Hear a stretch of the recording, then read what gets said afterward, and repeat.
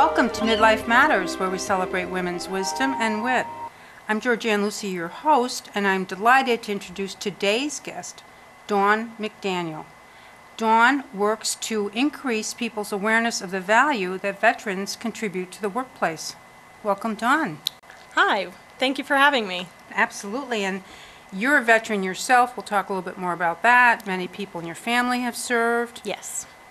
What inspired you the most to address what you call this cultural divide between people that are what we might call civilians, I guess, and those that have military experience? Well, the first thing was I didn't realize that there was a divide. So when I came out of the military service, I decided that I was going to take on the world and do great things just like I had done in the military. However, what I found was that a lot of people, especially here in the Northeast when I moved here, they didn't understand what military culture was. A lot of people didn't believe me when I said that I was a veteran. They didn't think I looked like a veteran, I didn't act like a veteran, and they really didn't have any exposure or understanding of what a veteran really meant. So several years in the workplace and struggling with trying to be all I can be, because that's what I joined the military to do, I started to realize that there was a bigger divide that needed to be addressed. So that was an increased awareness on your part through your own experience. Yeah, absolutely. Right. And you probably start talking to some other people and saying, do you know Plenty of my friends too? and family have also struggled with the transition, and it was, I thought that it was just our problem. We were having trouble adapting, or we were having trouble transitioning, but the more I do this work, the more I realize when somebody from one culture comes into another culture and they're not quite sure about that culture and that cultural discrepancy, just like with any other diverse cultural group, there is some disconnects. And so how can we bridge those disconnects? And here in America, it tends to be a little bit more challenging because we're Americans. I'm not coming from a different country into this country. And so the assumption is that I will know how to operate in corporate America. I will know how to operate in the civilian world. But it is largely a culture shock. And so trying to adjust to that culture can be challenging. And what are some of the barriers? What aspects of life? I mean, certainly work. I would imagine education, people going back to school. Certainly. Education is one, but one that's often overlooked is the uniform. So when I got up every day, I would put on a uniform. I was told what to wear. I was told where to go. I was told how to do it. And now I had all of these freedoms and all of these choices, and I wasn't sure what blouse to put with what pants and what's business casual anyway, and what does that really mean, especially from a woman's perspective. And so I stumbled a lot with some of those kinds of challenges that didn't seem like challenges, but really impacted my confidence and my ability to communicate to people around me. And for people coming into colleges, I mean, that's something that the GI Bill can help facilitate, right? I imagine Absolutely, and a lot of veterans want to take advantage of education when they get out, and they have really great life experiences and certainly good work experience, but they often lack that piece of paper that many peer group of their age have.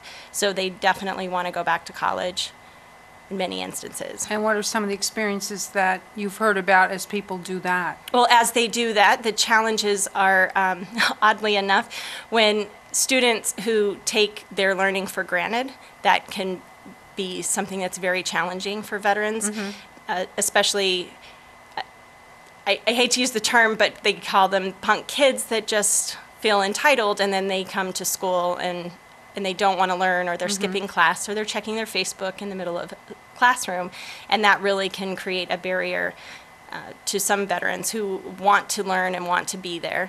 Of course, they are able to adapt and overcome that, but that is an initial shock that they're not quite used to. I know that some of the colleges in the Connecticut system have set up, or at least worked towards setting up some space for veterans to kind of congregate, hopefully to facilitate some networking around, among veterans on a campus. Yeah. So that people can kind of, I would think, like any other change, compare notes. Just as you're saying, wondering, is it just me, or are you experiencing the same thing? Right. Well, community is such a big part of being a veteran. We we are integrated into a community, and we have people around us all the time.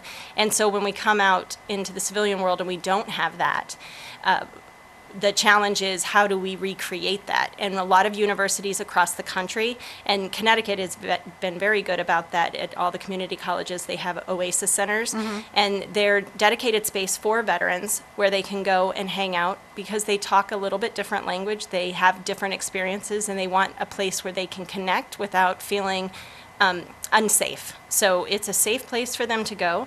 They can collaborate with other veterans and find that community, and that really helps to build that support system that they feel like they're missing in many cases.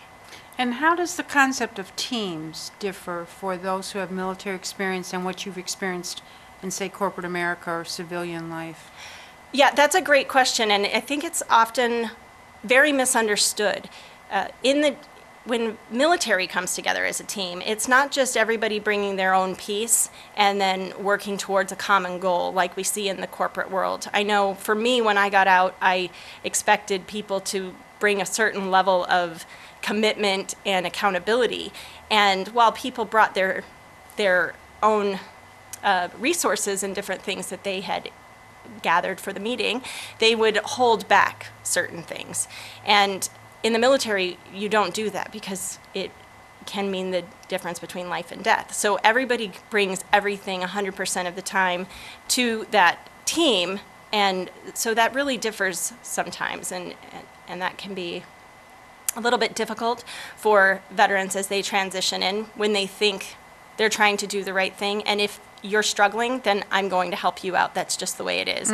But often, depending on the environment at work, especially if you're in a union environment, I was in a union environment in one of my jobs, that was not acceptable for me to go above and beyond or outside my work. That concept of team is very strong within the military. And rules of the workplace, rules of engagement, how is that different? In the military, we have boundaries, we have guidelines, we have policies and procedures for everything that we do, and if I don't know it, I know where to find it.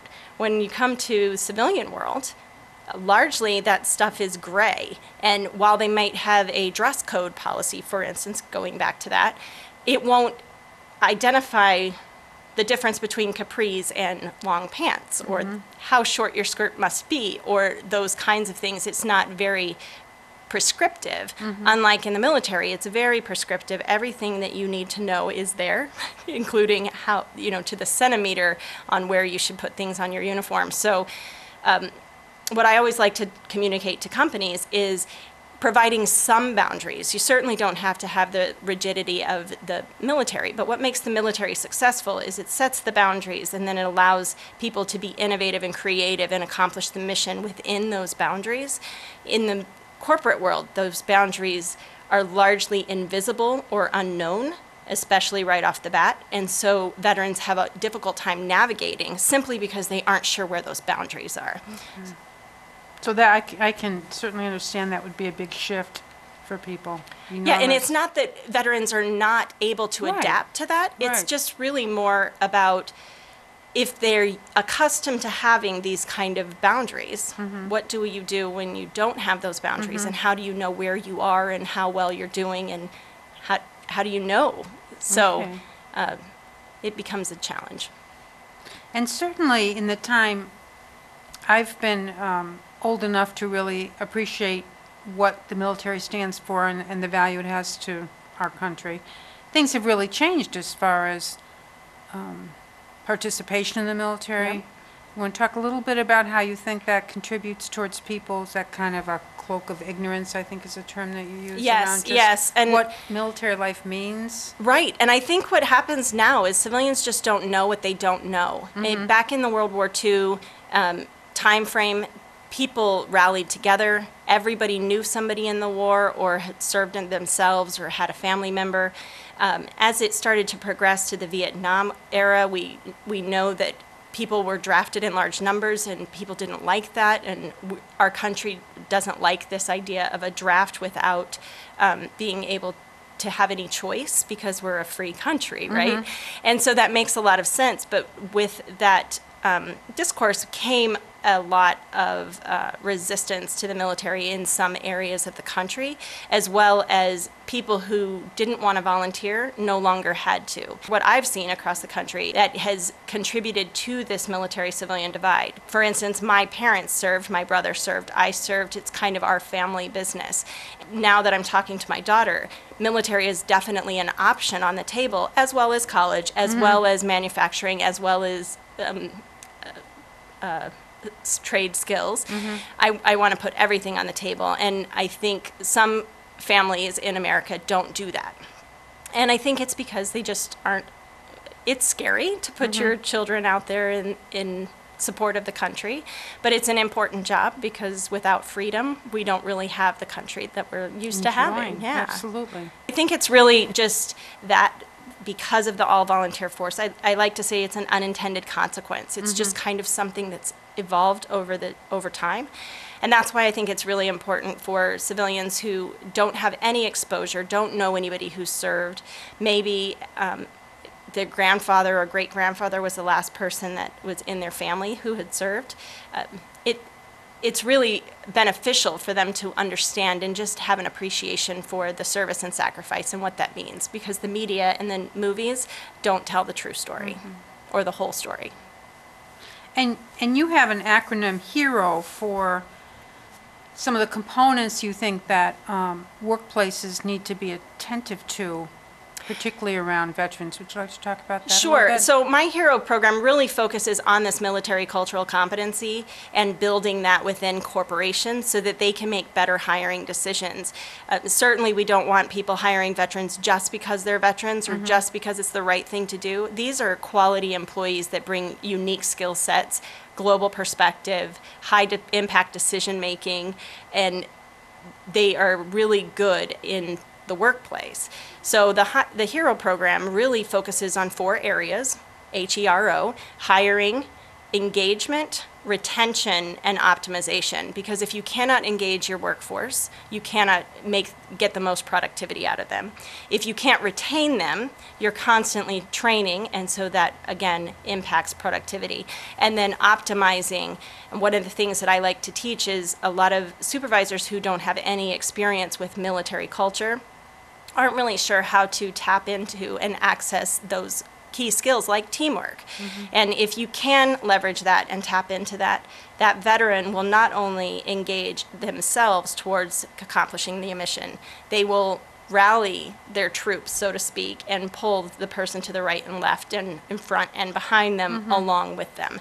And that's a key skill that veterans don't even know they have. It becomes innate in who we are.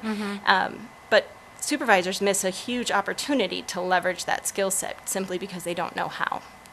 And when it comes to retention with veterans, it seems like there might be 2 sides to it. One, my impression is veterans tend to embody a healthy sense of loyalty and following rules and living up to commitments. And at the same time, they're often used to turning around on a dime, moving, having to leave things behind, pick up new things, which could play towards leaving an employer. Absolutely. That's actually what we are seeing. That's kind of the trend. Veterans aren't fickle and they don't want to leave, but when a veteran doesn't feel like it's a good fit at this company or that they have no leadership opportunities or no growth opportunities, they will only stick around for so long before they seek out additional opportunities, because veterans are accustomed to working hard, doing the job, and then getting promoted, additional responsibility, and finding a pathway to a career. And so when that's not available to them, or they can't see it, it may be available but they're not sure how to tap into it, then they feel like it's not a good fit. And just to your point, they're accustomed to moving around, and so they're not as risk adverse to changing companies or changing locations or moving clear across the country for a job. And in 2013, a bill was passed that's going to get employers' attention, right? Absolutely. As well as it's in their best interest to value things, the skills they bring in terms of, building and leading teams and so forth. But now there's actually requirements. Right. The federal government is trying to track and pay attention. The Office of Federal Contract Compliance tracks the companies who have government contracts. So it's a little bit complicated and very specific right now, but the intent of the law is if we're making a big deal about hiring veterans, then we need to be tracking it. And so a lot of companies are starting to see that come through on their affirmative action. They've set a benchmark that's equivalent to 7%, which is the number of veterans that are in the workplace. Okay. So out of the entire U.S. population, there's only 7% that are veterans. That's the available workforce. Right. So we're talking 50, 60, because, people are working much later now than they used to, all the way up to people who are just getting out. So 7% is still a very small number, but any company who has a federal contract of $100,000 or more and 50 or more employees are required to report what they're doing to try to attract more veterans, and they should have 7% of their workforce be veterans if they have federal contracts. Well, I think that's a healthy initiative. It is. Yeah. And I'm sure it wasn't easy to get that enacted, so whoever's Right. behind all that, kudos to them.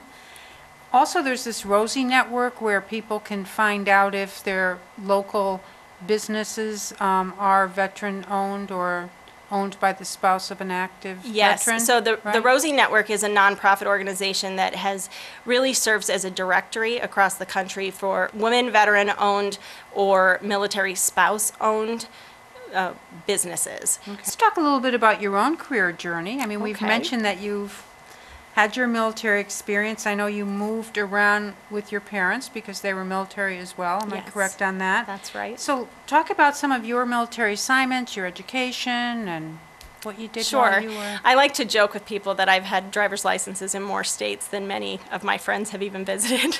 But moving around was challenging, of course, but it also built some unique skills that I didn't really appreciate. The ability to be resilient, the ability to make friends. I have to be friendly and approachable. That's something I've just learned that I need to do if I want to survive in a constantly changing environment. I've also learned that I really like change, and so when I don't have change for too long, I get a little antsy. Recently, we just moved into a new home, but prior to that, we had lived in that home for 8 years, and I didn't know what to do. It was the longest place I'd been in one location in my entire life, so it was a little bit tricky. I joined in 1996, and I served in South Carolina, and then I went to Korea for 15 months, so I served in South Korea, and then I came back to the 101st Airborne Division in Fort Campbell, Kentucky. And at the end of that time, my husband also was in, and he was in a special operations unit. And we had to make a decision because we had decided to start a family, and we had to make a decision as to how we would manage with two of us in the military. And we made that decision shortly after the SS Cole attack. And we knew at that point that things were only going to get worse. They weren't going to get better. Obviously, we had no idea what that would entail, and there was no way to predict something like September 11th. But it was just prior to that, and we had to make a decision that November, and we made a decision for me to play more of a support role and him to stay in and finish out his enlistment. And so where did college fit in all of this time? I actually went to college before I joined the service. So Okay. I went and got my bachelor's degree, and I just wasn't satisfied with the work that I was getting out of college. I felt like I needed to do more. Both my parents had served in the military, so being a woman and serving in the military was something that was totally acceptable and doable. And when I looked at what I wanted to do with a challenge, and I wasn't quite sure I had it all figured out yet, I knew that spending 4 years in the military with serving my country was an honorable thing that I could be really proud of and learn some really great skills. And so I chose to do that rather than moving into a corporate job right out of college. Okay. And you have an MBA, so where did that come in Oh, the that- timeline? Like I said, I like to Okay. move around a All lot. right. When we got out of the military and came to Connecticut, and then my husband joined the National Guard, but I jumped around from a few different jobs. I had an MPA, which I got while I was in the service, and finished that up after completing my service while I was supporting my husband in Fort Campbell. And then when I started working at corporation, I realized that my public administration degree wasn't really helping me get to the promotions that I wanted. And so I went for the MBA at that time. Okay. So night school while you Yes. were working? Yes. And changing diapers. And changing diapers. Wow, that was keeping you pretty busy. Yeah. Yeah. And women are certainly making a lot of strides in the military, just years as they're going by, decade. I mean, women pilots and the 2 women that just finished Ranger Yep, course, Ranger school. right? So that got a lot of press. Absolutely. Rightfully so. And I think our viewers would be very interested in hearing your perspective on your belief about how women are being acclimated within the military, you know, what you might advise someone considering military experience. Well, you know, that's or a contentious service. issue you hear. Okay, really? Well, a lot of people have a lot of strong opinions about whether women should be in combat roles Right. and whether they should be in the military at all. I know for me, it was the best decision I ever made. It was the toughest decision to get out. And of course, as they say, had you known now what you know then, I would have pushed a little harder. I met some resistance within my military service, and I met some barriers, and rather than really trying to knock down those barriers, I kind of took the path of least resistance and said, I'll just try to be the best soldier I could be and not ruffle any feathers and not really make any waves. And what I've learned over time is if I don't make waves, then I don't pursue the goals that I want, and I don't live to my fullest potential.